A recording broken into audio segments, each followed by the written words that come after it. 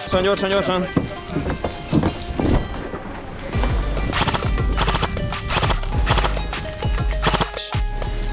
Gyerünk, gyerünk, gyerünk!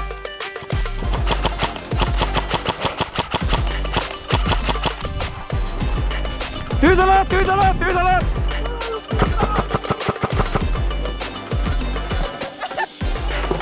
Ó, haha!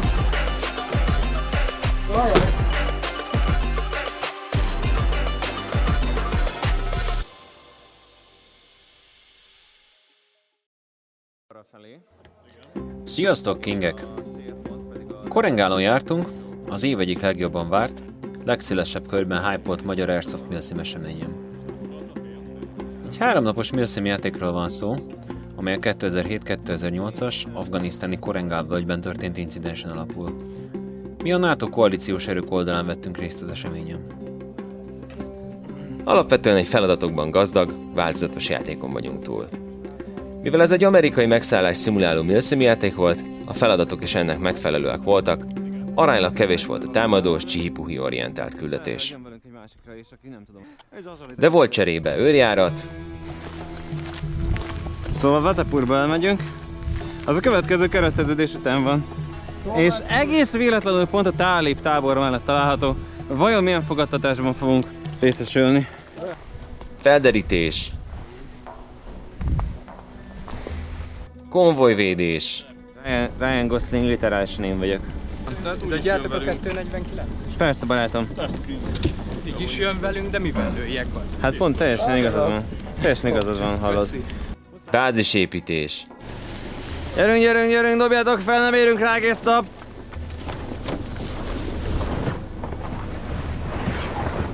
És persze őrség. Jó sok őrség. Kell a megfelelő input. Fé, van, aki emerétezik, van, aki Lidl-is ananász konzervet. Köszönöm szépen!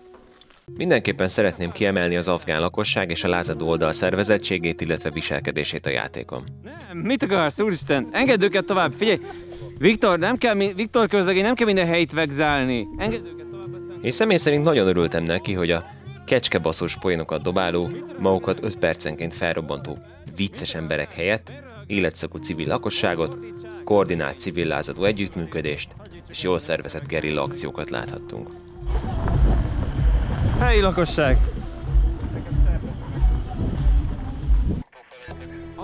Volt olyan például, hogy őrségben voltunk, és egy hangos civil bácsi elterelte a figyelmünket, miközben a lázadó mesterlövészek tüzet nyitottak ránk. Hogy lőjön rá, hogyha 2 lépés közelebb jön! A főparancsnokságot? Tűz alatt, tűz alatt, tűz alatt! Swift a HQ-nak kell egy szanitéciós, kell erősítés, tűz alá került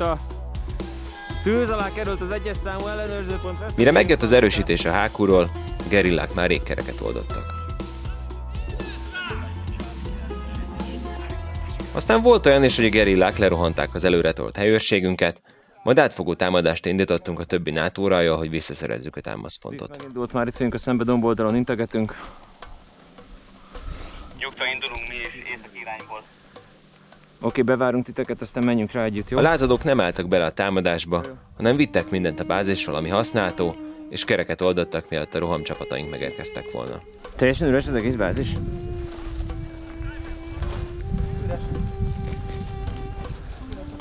LOL! Ez komoly. Nyilván akkor fájt a szívemnek, hogy elmaradt a csetepati és a jó eséllyel elsöprő győzelem, de visszagondolva a gerillák tényleg azt csinálták, amit ilyen helyzetben minden valódi irreguláris erő tenne, elmenekültek és vittek magukkal mindent, ami mozdítható. Viktor! Fosztogatás idő! Ó, haha! Egy kis iszlám kompatibilis édesség. Az külön izgalmas volt, hogy az afgán lázadók rejtett kis falvakban szórták szét a bázisépítéshez használt cuccainkat, a helyiek pedig nem igazán akarták ezeket odaadni nekünk. Gyere, fordító! Kell lesz.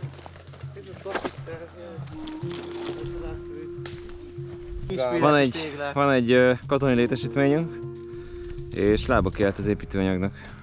Jó hangzik. Ott van egy ember egy pisztoly mögöttetek, figyeljetek oda. Jaj, ne. Vajon mit akarsz? Nem tudom. Másik kezében van egy gránát. Van egy gránát a kezébe. Jó, akkor szétszórodni. Mit csináljuk? Mondom, szétszórodni. Gyertek vissza! Nem? Kérdezd meg udvariasan, hogy mi az ára annak, hogy valami értelmeset is mondjanak, mert már így kezd el nagyon fura irányt venni ez a Szeretnél történet. vásárolni. Jó, és már mindjárt.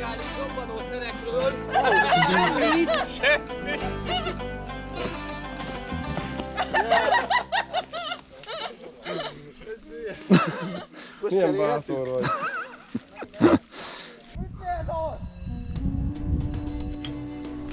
Ránk emelték a fegyvereket, figyeljetek! Látom! Készüljetek, készüljetek! Lehet, hogy itt incidens lesz. Készüljetek! Tűz alatt! Persze nyilván akad bőven tűzharc is. A konvojainkat például nagyon szerették megtámadni az afgán felkelők. Aha! Tűz alatt, tűz alatt, tűz alatt! Le. Gyorsan, gyorsan, gyorsan! Arról is! De egy helyre nem menjünk szét.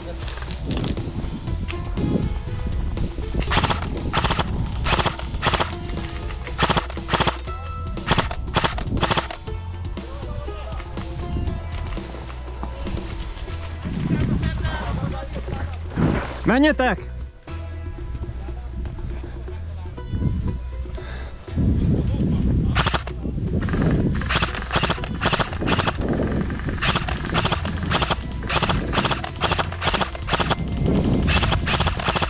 Oké, hogy megvan.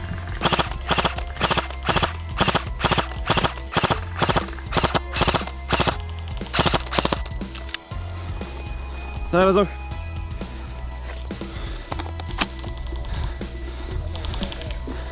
Túlságosan nem menjünk be!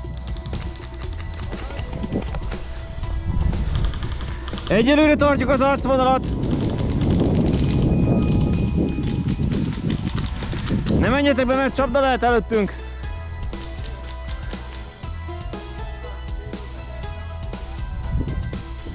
Aztán olyan is előfordult, hogy valamilyen személyes nézeteltérés folyult lövöldözéssé.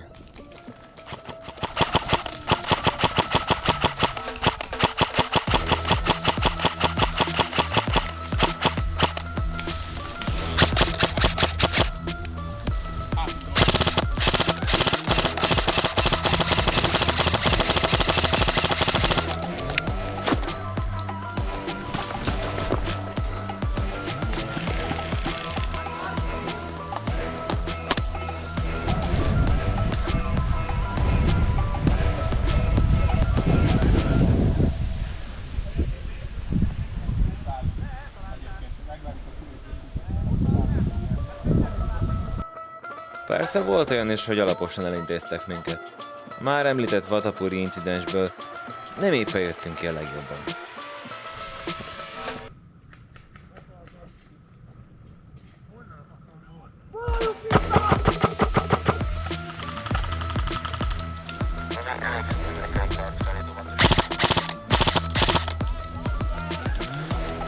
Szerintem egy meg volt. Talán.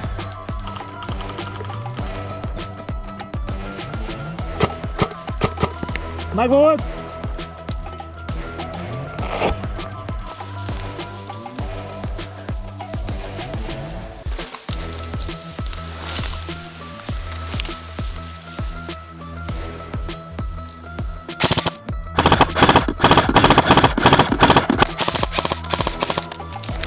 Meg volt. Sokat gondolkoztam azon, hogy mit mondjak a negatívumokról, maximálisan tiszteletben tartva annak tényét, hogy az egész eseményen nagyon látszott, hogy a szervezők rengeteg energiát tettek abba, hogy az játék működjön. A legnagyobb probléma talán a szabályok kommunikációjával és betartatásával volt. Például a dresszkóddal kapcsolatosan egy szó sem volt a hivatalos játékkiírásban arról, hogy rajszinten minden felszerelési elemnek egységesnek és korginek kell lennie. Utolsó előtti nap Discordon keresztül jött velünk szembe ez az információ először, ekkor pedig már túl késő volt mindent beszerezni. Volt ezen kívül 3, nagyon igényesen és színvonalasan megszervezett eligazítás, de mindegyik csak szőrmentén érintette a játék konkrét szabályait. Ez egyébként így szerintem nagyon jó volt, mert én személy szerint nagyon utálom a félkötőjel 1 órán át húzódó eligazításokat, ahol minden apró részletre kitérnek. Ha ez így van, szerintem célszerű nagyon aprólékos, bocsánat, hogy így fogalmazok, de buta biztos játékírást készíteni, így nem a játékidőből megy el a részletszabályok tisztázása, de mégis mindenki jól felkészült után tud a játékra érkezni. A rajok közötti koordináción és az oldalirányításon is lehetett volna még javítani.